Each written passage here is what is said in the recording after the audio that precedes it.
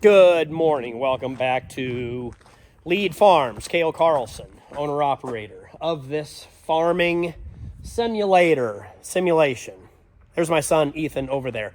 Congratulations, Laura. My daughter, Laura Farms, run the Laura Farms channel. She just hit 500,000 subscribers. Good job. Oh, you can buy these hats at Bunker Branding or look up her channel or something.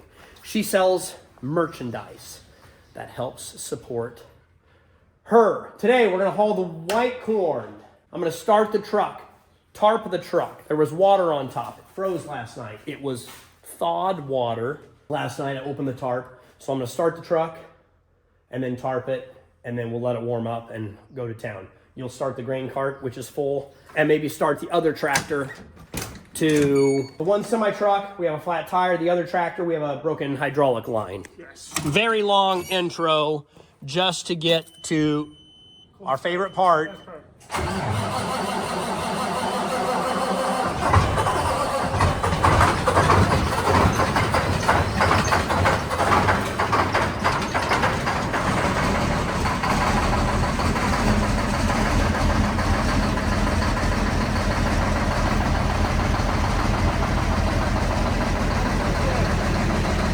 Why it's so satisfying. The smoke, is it the sound?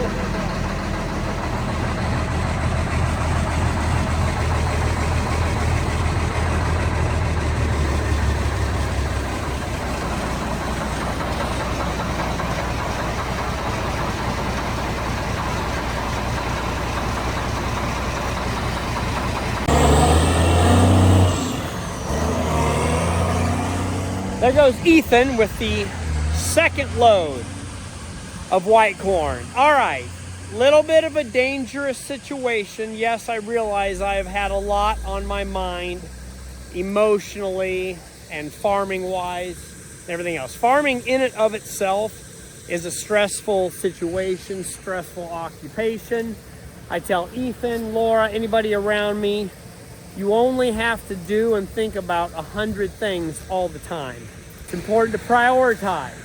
One of the priorities after you're done with harvest is keep an eye on your grain condition. Keep an eye on the fans, the bins, and I'm hauling a bunch of corn in December, which lines up really well, keeping your corn in condition. Do not forget to empty your dryer if you filled it. That's what I'm working on right now. Come along with me. And by come along, I mean stay over here because it gets loud over there. I didn't even dry any corn. I filled it up with wet corn, ran the blowers, filled the wet bin, and then we hauled all the 17, 18 moisture corn, and then the 15, 16, 17 moisture corn we just put right in the bin. So I had the dryer full, ready to go to loop and dry wet corn, but the corn dried up enough in the field as I got to it, worked out very, worked out very well. I left corn in the dryer, which kind of plugs the augers, especially when we got rain and snow. So I was, with the pipe wrench, able to break the augers free, and the grain is flowing now. It's super dry in there. It's just in the bottom where it got wet. Created a small issue. I apologize I wasn't able to take you guys through this mixed flow dryer, and you couldn't smell the wonderful smell of drying corn. But let me give you a quick rundown, if you can hear me all right. All right, we fill the dryer from the top, and the corn fills 2 columns on either side, and in the middle, it's open. That's where my hot air gets blown. So hot air will blow through the corn, and then down here are augers, and it'll slowly auger out the corn over to here, into the tall leg. Mixed flow dryer, it dries the grain very evenly and works really, really well. Love that dryer. Haven't needed it in the last 2 years.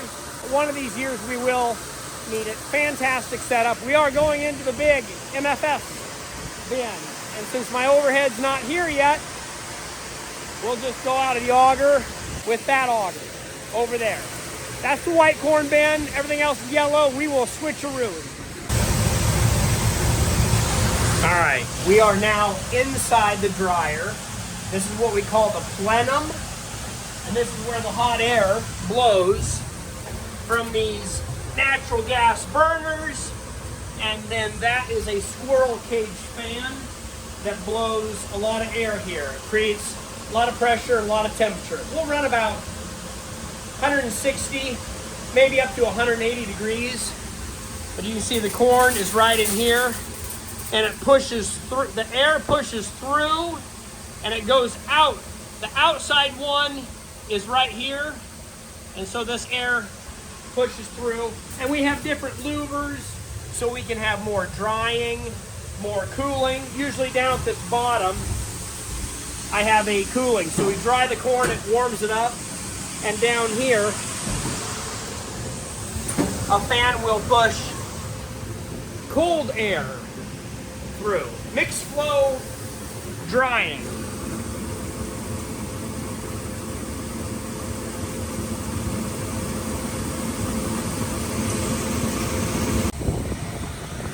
All right, we're back to this situation. Bin is full. Neighbor, well, he's still harvesting. He's almost done. But we got this bin full. It was a great help to him, I think.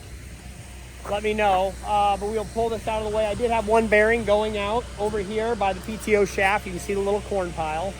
Always use the forklift to help raise the swing hopper so you don't have to crank so hard or hurt your back. And we'll use the forklift to move that auger over there. So we're gonna pull this forward, lower it down, and maybe get it into the shop to fix that bearing on one of these colder mornings. Well, good Saturday morning. For some reason, I'm already feeling better about today. Maybe because I got a very good night's sleep. Highly recommend getting good rest when you can, not when you have to. My trailer is done. My flatbed trailer, I'll show you. I don't think if you guys have ever seen it. So haul my excavator around. It's been done for a month or two. I need to get that thing paid for and picked up. It's been sitting on the lot. They're very gracious, but I need a truck. I'm out of trucks and tractors. So I'm gonna unhook this grain trailer and run to town to get that trailer. So guess what we have to do this morning? Yeah, start it, let it air up, and then unhook this thing. Will it start? It was running yesterday. Answer is yes. Plug it in, check the oil, get some ether. Come on, come on, come on, come on, come on.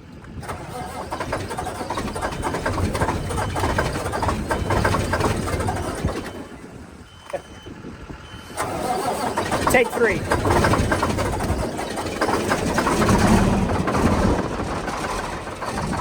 There you go. For your viewing pleasure and mine.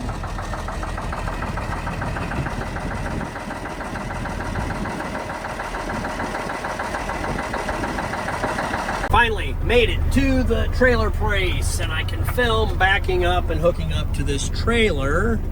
It should just slide in there, and then up we go, and then lock down. Slam. Most people don't take checks anymore. I forget about that. And also it is on Saturday. So this place rarely takes checks, but when they do, they need to verify your bank. Is your bank open on Saturday? No, but fortunately I can call my loan officer's cell phone number. And so that really helps to have a good relationship with your lender, because then we can verify that Kale does have sufficient funds or sufficient borrowing capacity. And then we can also talk about wrestling last night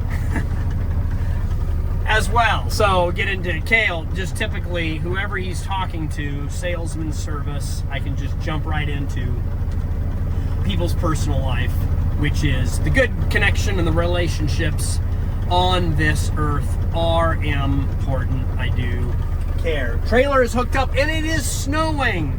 Did not have this on my bingo card. I did not anticipate it. Of course, I didn't look at the weather forecast either. But here we are. So we're gonna drive home in the snow and reconfigure what Kale is going to do this afternoon. Maybe put some equipment away.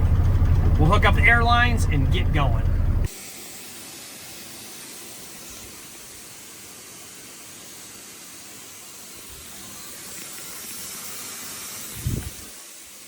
Massive air leak. Never heard that before. Is that normal for a truck after you shut it off and pull the air brakes?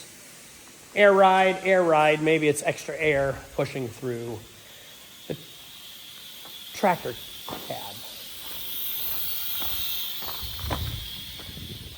I just had this hunk of junk fixed. Oh, suspension raise.